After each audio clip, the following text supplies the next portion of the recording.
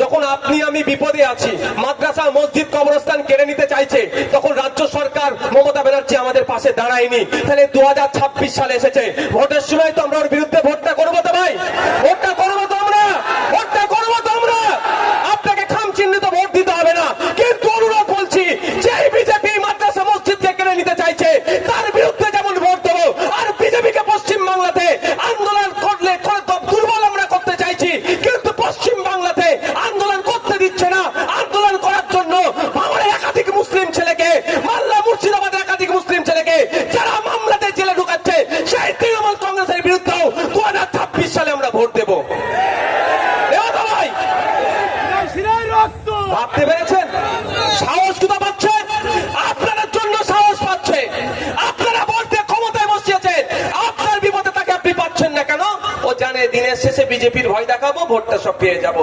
রাখেন বিজেপির ভয়। ইমান যদি ঠিক থাকে, কোন ব্যাটা আপনাকে ভয় দেখাতে পারবে না। আর ইমান যদি দুর্বল হয়ে যায়, বিড়াল এসে আপনাকে ভয় দেখিয়ে দেবে, বাদ তো দূরের কথা। আমি বলছি না আইএসএফ কে ভোট দেবেন, ভালো লাগলে দেবেন, নাহলে দেবেন না, কিন্তু অনুরোধ করছি আপনাদের, 2026 সাল আসছে, প্রয়োজনে নোটাতে ভোট ডালবেন। নোটা বুঝতে পারছেন তো? নোটাতে ভোট ডালবেন, ভোট পচিয়ে দেবেন, ভোট দিতে যাবেন না, কিন্তু তৃণমূলকে ভোট দেবেন না। বিজেপিকে তো দেওয়ার প্রশ্ন আসছেই না। এবার আসা যাক, এই আইনটার বিরোধিতা কেন আমরা করছি। এই আইনটা যখন পার্লামেন্টে পাস করিয়েছে, বিজেপি তখন হিন্দু মুসলমানের মধ্যে একটা বিভাজন লাগানোর চক্রান্ত করেছিল। কি বলেছিল? যে ওয়াকফ বোর্ড যেখানে দাঁড়াবে সেটা নাকি ওয়াকফ বোর্ডের হয়ে যাবে। ওয়াকফ বোর্ড যদি এই চাচাজির জায়গায় যদি দাঁড়ায়, এটা নাকি ওয়াকফের হয়ে যাবে। ওই মাজারে দাঁড়ালে নাকি, এমনি তো ওয়াকফের, ওয়াকফ স্টেট তো, এই মোড়ে দাঁড়ালে নাকি ওটা ওয়াকফের হয়ে যাবে। যেখানে ওয়াকফ বোর্ড দাঁড়াবে, কারো তুলসী তলায় দাঁড়ালে নাকি ওয়াকফের হয়ে যাবে, কারো মন্দিরের সামনে দাঁড়ালে নাকি ওটা ওয়াকফের হয়ে যাবে। এই বলে সমাজে বিভাজন তৈরি করার চেষ্টা করছিল, ওয়াকফ বোর্ডের বিরুদ্ধে মিথ্যা একটা প্রোপাগান্ডা চালাচ্ছিল। কিন্তু আপনাদের বলি, ভারতবর্ষে এই ধরনের কোনো আইন আছে মনে হয় যেখানে দাঁড়াবে হয়ে যাবে? আচ্ছা, ওয়াকফ যদি এত পাওয়ারফুল বোর্ড হয়, আমরা একটা আরটিআই করেছিলাম, পশ্চিমবাংলায় কত হাজার বিঘা ওয়াকফ সম্পত্তি বেহাত আছে। সেখানে বলেছিল প্রায় 25,000 একর ওয়াকফ সম্পত্তি বেহাত আছে, মানে 75,000 বিঘা ওয়াকফ সম্পত্তি বেহাত আছে। আমি এত পাওয়ারফুল, আমি আমার 75,000 বিঘা ওয়াকফ সম্পত্তি উদ্ধার করতে পারছি না, আমি যেখানে দাঁড়াবো সেটা নাকি আমারই হয়ে যাবে। এটা পাগলেও বিশ্বাস করবে? পাগলেও বিশ্বাস করবে ভাই বলুন? মানে আমার হাড়ুয়া বাজারে 2 কাঠা জায়গা আছে, আমি উদ্ধার করতে পারছি না, কিন্তু এই মল্লিকপুর মোড়ে এসে আমি যেখানে দাঁড়াবো বলছি সেটা আমার হয়ে যাবে। আগে আমার জায়গাটা উদ্ধার করতে পারছি না, আমার এত পাওয়ারফুল লোক, আমি এখানে দাঁড়ালে হয়ে যাবে। এটা মিথ্যাচার করছে। এই ধরনের কোনো আইন নাই।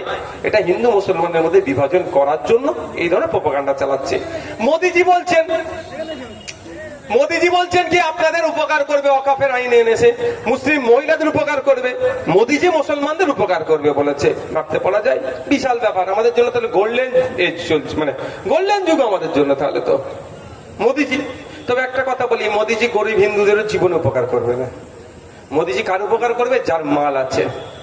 কার উপকার করবে? যার মাল আছে তার মোদিজি উপকার করবে, যার মাল নেই তার উপকার করবে না। যতই আপনার পাড়া থেকে দাঁড়িয়ে শুভেন্দু অধিকারীর পাল্লায় পড়ে হিন্দু ভাই ভাই করুক না কেন, নতুন আইন নিয়ে এসেছে শ্রম কোড, বাপের নাম ভুলিয়ে দেবে, ওর হুঁশ নেই। ও তো শ্রমজীবী মানুষ তো ভাই, মাথার ঘাম পায়ে ফেলে যা ইনকাম করছে, আর থেকে বেশি কষ্ট করে কম ইনকাম করবে, সব শোষণ করবে। নতুন আইন নিয়ে এসেছে মোদিজি, বড়লোক হিন্দুদের জন্য, বড়লোক শিল্পপতিদের জন্য নিয়ে এসেছে, ওর বন্ধুদের জন্য নিয়ে এসেছে, গরিবকে শোষণ করবে বলে। এই গরিবের মধ্যে আমি আপনি সবাই পড়ে যাচ্ছি, হোঁশ নেই কিন্তু ওদের। যাক, মোদিজি ভালো চাইবে বলেছে, ভালো কথা। আমি আইনটা পড়ে দেখলাম, কেমন ভালো চাইছে একটু শুনে নেন আপনারা। মাইকের আওয়াজ যাচ্ছে, মার্কেটের লোকজন আছে, ভিন্ন ধর্মের জাতের মানুষজন আছে, সবাইকে উদ্দেশ্য করে বলছি, একটু আপনারা শুনুন মোদিজি মুসলমানদের কেমন উপকার করতে চাইছে। এই আইনে আগে বলা ছিল, এই আইন নিয়ে কেউ দুর্নীতি করলে, এই সম্পত্তি নিয়ে দুর্নীতি করলে 2 বছর পর্যন্ত জেল হবে তার। এখন মুসলমানদের উপকার করতে গিয়ে জেলের পরিমাণটা 6 মাস করে দিয়েছে, 1.5 বছর কমিয়ে দিয়েছে। এটা উপকার হলো না অপকার হলো? সম্পত্তি দুর্নীতি তো আরো বেড়ে যাবে। যদি মোদিজি বলতো মুসলমানদের ওয়াকফ সম্পত্তি দিয়ে কেউ দুর্নীতি করলে 2 বছর জেল ছিল, এটা 12 বছর করে দিলাম, আমি মোদিজিকে এই স্টেজ থেকে স্যালুট জানাতাম। তাহলে ওয়াকফ সম্পত্তি দিয়ে কেউ তাকাতো না। আপনাদের হাড়ুয়া বিধানসভার মধ্যে পীর গোরাসাদ আব্বাসী রহমতুল্লাহ আলাইহির মাজার, কত বিঘা সম্পত্তি? 1000 বিঘা সম্পত্তি ছিল। এখন খোঁজ নিয়ে দেখুন 5 বিঘা সম্পত্তি পাবেন না। যদি ওই আইনটা করতো, ভয় সব জায়গা ছেড়ে পালাতো না, 12 বছর জেলে থাকতে হবে, মার্ডার করার মতো সমান হয়ে যাবে। করেনি। এই আইনে বলা আছে যে ইন্ডিয়ান লিমিটেশন অ্যাক্ট 1963 একটা অর্ডিনারি আইন। এই যে চাচাজির জায়গা দিয়েছে, এই জায়গায় যদি কেউ 12 বছর এরকম ভাবে থেকে যায়, চাচাজি যতই চেষ্টা করুক না কেন তাকে তুলতে পারবে না আইন অনুযায়ী। ইন্ডিয়ান লিমিটেশন অ্যাক্ট বলছে কোন জায়গায় 12 বছরের অধিক কোন মানুষ যদি বসবাস করে ফেলে, তার সত্তার মালিক সে হয়ে গেল। কাগজ কলম চাচা থাকলেও ও হবে না, কিন্তু বসতে দিতে হবে তাকে। কোর্ট কাছারি যাই হবে, যে 12 বছর ধরে আছে তাকে দিতেই হবে। যতই কোর্টে যাও, সুপ্রিম কোর্টে গেলেও বলবে ওই যে 12 বছর ছিল তাকে দিতে হবে জায়গা, তোমাকে কিছু জায়গা দিতেই হবে। কিন্তু এতদিন পর্যন্ত ওয়াকাফ সম্পত্তির উপরে 12 বছর কেন, 22 বছর কেউ বসে থাকলে সেটা ওয়াকাফেরই হবে। শুধু ওয়াকাফের নয়, আপনাদের এখান থেকে দেগঙ্গা কতটা কাছাকাছি? দেগঙ্গার বিখ্যাত ধাম আছে না, চাকলা ধাম। চাকলা ধামের সম্পত্তির উপরে কেউ 12 বছর, 22 বছর, 32 বছর বসে থাকলেও জীবনে সে দাবি করতে পারবে না। ঠিক একইভাবে খ্রিস্টান, আদিবাসী, খ্রিস্টান, শিখ, জৈন, পার্সি, বিভিন্ন যে ধর্মের মানুষ আছে, ধর্মীয় সম্পত্তিতে 12 বছর কেন, 22 বছর বসে থাকলেও সে দাবি করতে পারবে না। ঠিক ওয়াকাফেরও ছিল। কিন্তু মোদি আপনার উপকার করার নামে কত বড় বাঁশটা দিয়েছে আপনাদের একটু জানতে হবে তো ভাই। মোদি উপকার করছে মানে তো বাঁশ তো নিজ্ঞাত ভাবেই আছে, তাই না? ওই লিমিটেশন একটা প্রযোজ্য ছিল না। নতুন আইনে বলেছে, প্রিন্সিপাল অ্যাক্ট 1995 এর যে আইনটা ছিল তার 100 107 ছিল এটা, যে লিমিটেশন অ্যাক্ট প্রযোজ্য হবে না। নতুন আইনে 107টাতে তুলে দিয়েছে। মানে এই যে পীর গোরাচাঁদ আব্বাসী রহমতুল্লাহ আলাইহি হুজুরের মাজারে যে জায়গাটা 995 বিঘা সম্পত্তি বিহাত হয়ে আছে, এখন শীত যারা সুক্ত সরকার আসেনি বলে উদ্ধার করতে পারেনি। আগামী দিনে আমাদের মতো কোনো সরকার আসলে তো উদ্ধার করবো, ছাড়বো নাকি? চালে ওঠ, মাজারের জায়গা মাজারে ফেরত দে। মন্দিরের জায়গা দখল করে রেখে, চাকলা মন্দিরের জায়গা চলো ওঠ, মন্দিরের জায়গা মন্দিরে ফেরত দে। গির্জার জায়গা ওঠো, অনেক হয়েছে, অনেক ভোগ করেছে, চলো কেটে পড়ো, মন্দির গির্জাকে ফেরত দাও। করবো তো, আমাদের মতো সরকারকে যদি চলে আসে, আপনাদের সুযোগ দেয় তো। ওই এখন যে আইনটা করেছে আর পারবেন না ওয়াকাফেরটা। বাকি চাকলা ধামেরটা পারবেন, আপনার গির্জারটা পারবেন, মন্দিরেরটা পারবেন, দেবত্ব সম্পত্তি পারবেন, শুধু আপনি পারবেন না কোনটা? ওয়াকাফ সম্পত্তিটা। এবার 995 বিঘে জমি আর উদ্ধার করতে পারবেন না নতুন যে আইনটা নিয়ে এসেছে। তাহলে উপকার করলো না ক্ষতি করলো? এবার কেমন ভাবে ক্ষতিটা হয়েছে? এই ক্ষতিটা সংবিধানকে আঘাত দিচ্ছে কি দিচ্ছে না? সংবিধানের 15 নম্বর আর্টিকেলে বলা আছে, 14-15 দেবেন, ইকুয়ালিটির কথা বলা আছে। 15 নম্বর আর্টিকেলে জাত, ধর্ম, বর্ণ, লিঙ্গ এইসব দেখে আলাদা করে বিচার করা যাবে না। তাহলে আমি প্রশ্ন করব, আমি একজন সংবিধান প্রেমী মানুষ, কারণ আমার দাদু স্বাধীনতা সংগ্রামী ছিল, পীর আবু বকর সিদ্দিক রহমতুল্লাহ আলাইহি, লড়াই করেছে বলে একটা সংবিধান পেয়েছে। আপনার আমার পূর্বপুরুষ বিনয়ী বাদল দীনেশ ছিল, আপনার আমার পূর্বপুরুষ গান্ধীজি ছিল, আপনার আমার পূর্বপুরুষ প্রীতিলতা ওয়াদ্দেদার ছিল, আপনার আমার পূর্বপুরুষ ছিল কে? নেতাজি সুভাষচন্দ্র বোস। আপনার আমার পূর্বপুরুষরা ছিল স্বাধীনতা সংগ্রামী, তারা লড়াই করে সংবিধান দিয়েছে। সংবিধানের 15 নম্বর আর্টিকেলে ভায়োলেট হচ্ছে। আপনি মুসলমানের জন্য আইন আলাদা করে দিলেন, মুসলমানের দান করা সম্পত্তির উপরে কেউ 12 বছরের আইনটা আপনি তুলে দিলেন। তাহলে আমি প্রশ্ন করব, তাহলে শিখেদের ক্ষেত্রে রেখেছেন না তুলে দিয়েছেন? হিন্দু ভাইদের ক্ষেত্রে রেখেছেন না তুলে দিয়েছেন?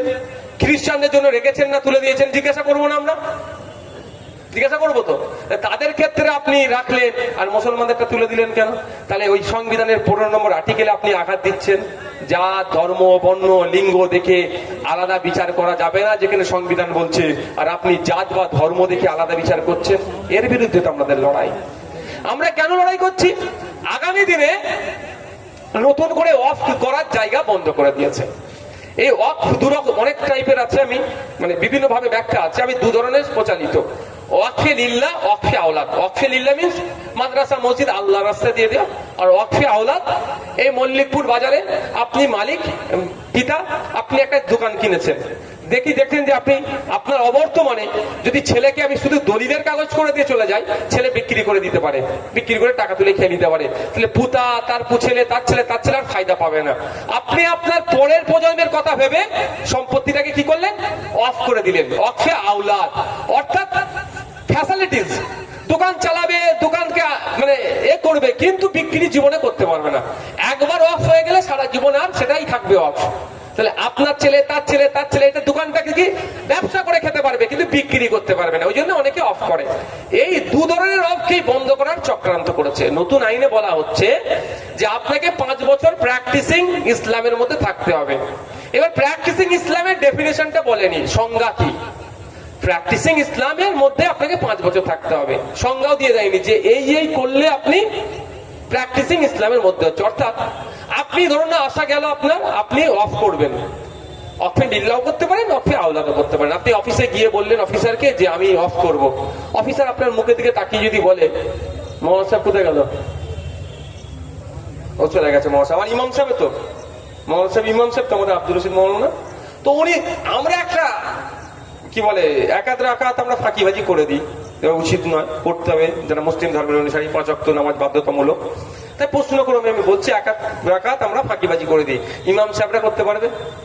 আমাদের আব্দুর রশিদ মৌলানা তো ইমাম সাহেব, 5 ওয়াক্ত নামাজ পড়াই, কপালে এখনো কিন্তু দাগ হয়নি। দাগ অনেকের হয়, অনেকের হয়নি।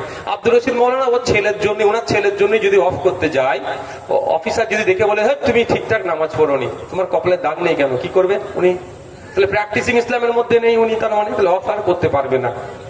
উনি ঘরে এসে রাগেতে ছিঁড়ে ছাড়ে কপালে দাগ করে নিয়ে গেছে, পরের সপ্তাহে গিয়ে বলবে এই দেখুন আমার কপালে দাগ, আমি ঠিক মতো নামাজ পড়ি, আমি অফ করব। যদি বলে অফিসার বলে এই রমজান মাস, লাস্ট রমজান মাস 29টায় গিয়েছে, তুমি 24টা রোজা রেখেছো, 5টা ছেড়ে দিয়েছো, কোন মেশিন লাগিয়ে আমাকে চেক করলে বলতে পারবেন অবস্থা স্থিতিকে এবার 29টার মধ্যে কটা রেখেছে আর কটাতে খেয়েছে শরীরের মতো, বলতে পারবে? ভাষা খারাপ হয়ে যাচ্ছে নাকি? কেউ বলতে পারবে? মেশিনে হবে কি? কোন মেশিনে বলতে পারবে? তাহলে আমি অফ করতে পারবো না। এবার প্রশ্ন, আমি প্রশ্ন তুলবো, সংবিধান আমাকে বলার স্বাধীনতা দিয়েছে, সংবিধান আমাকে রাইট দিয়েছে, তাহলে আমার কোন হিন্দু ভাইয়ের যদি ইচ্ছে যায় কালকে আমি, বা কোনো মুসলমান ভাইয়ের যদি ইচ্ছে যায় চাকলা ধামে গিয়ে 2 বিঘে জায়গা দেবো, তাহলে সেই তাকে কি প্রশ্ন করবে? ওটা তো রিলিজিয়াস এন্ডোমেন্ট, যে তুমি 5 বছর ধরে হিন্দু আছো কি না নাই তারপরে তুমি দিতে পারবে। আমার কোন খ্রিস্টান ভাইয়ের বা কোনো মানুষের ইচ্ছে গেল গির্জাতে সম্পত্তি দেবো, কোন ভাইয়ের ইচ্ছে গেল গুরুদুয়ারার সম্পত্তি দান করবে, তাকে কি জিজ্ঞাসা করবে তুমি 5 বছর ধরে শিখ আছো নাকি তারপরে তুমি তোমার সম্পত্তি নিয়ে হবে গুরুদুয়ারার জন্য? এই আইন আছে? এই আইন নেই। আইনটা নতুন করে মুসলমানদের জন্য 2025-এর আইনে মোদিজি মুসলমানদের উপকারের জন্য করলো। এটা উপকার করলো না অপকার করলো? এটা ক্ষতি করলে, এর বিরুদ্ধে আমাদের লড়াই।